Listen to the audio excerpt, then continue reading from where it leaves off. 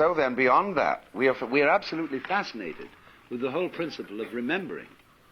And so then, when there's some gathering of people, and we say, well, this is a great day, what a wonderful picnic or whatever it is we're having, it's a pity somebody didn't bring a camera.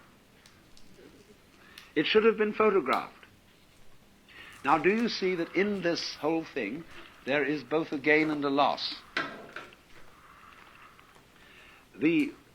One school of people are saying it should be photographed. The other school of people are saying, let go of it.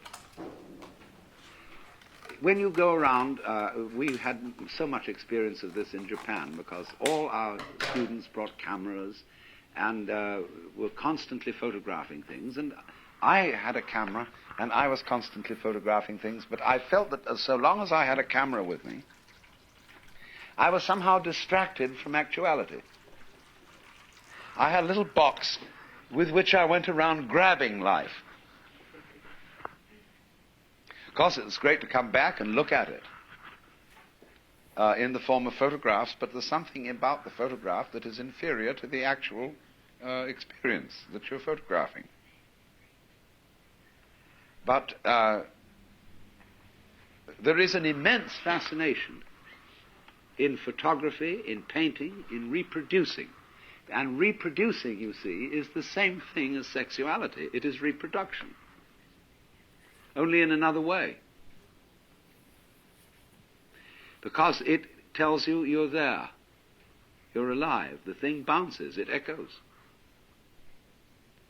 So the duplicity in all this is, you see, one school of religious people say, let it all go, don't be attached. In other words, and they also say, live in the moment. Like Krishnamurti's doctrine of stop trying to remember everything. You may need a kind of factual memory for your name and address and a telephone number and things like that.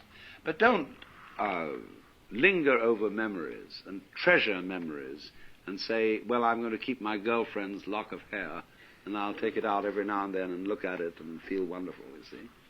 That's clinging to life because that memory has got you hooked. It holds you to the past, and it holds you to death. But then there's the other school of thought, you see, quite opposite to this, which says, remember to remember, title of one of Henry Miller's books. Hold on to it all. Get involved. Keep your girlfriend's hair. Keep all the photographs.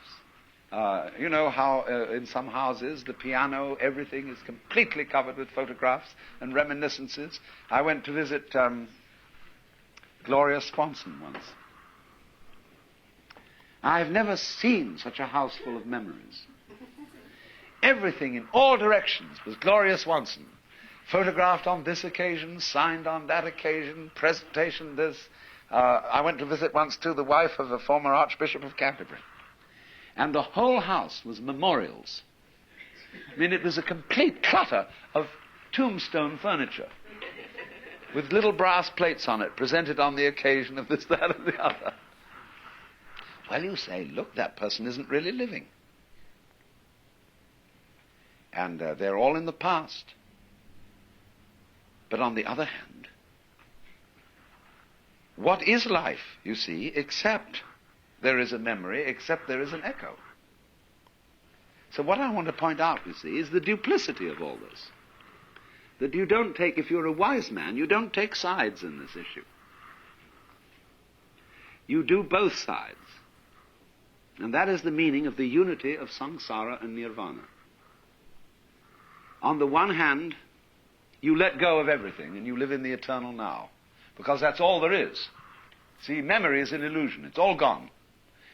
So everything you know about that makes an impression on you is no longer there. That's the meaning of Maya. There is only the eternal now. There is only the present moment, and never will be anything else.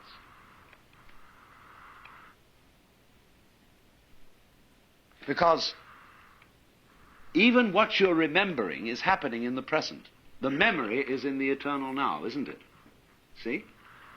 So it's all really absolutely here.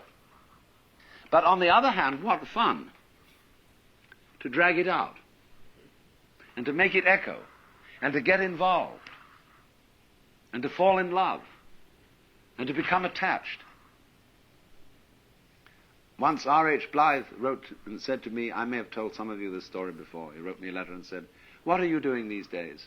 As for me, I am abandoning all kinds of satori and enlightenment, and I'm trying to become as deeply attached to as many people and as many things as possible."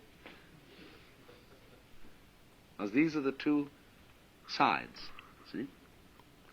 So, the thing is this. It's just like riding a bicycle. It's a balance trick. You suddenly find yourself falling over one way, well, you balance that, you turn into that direction, and you stay up.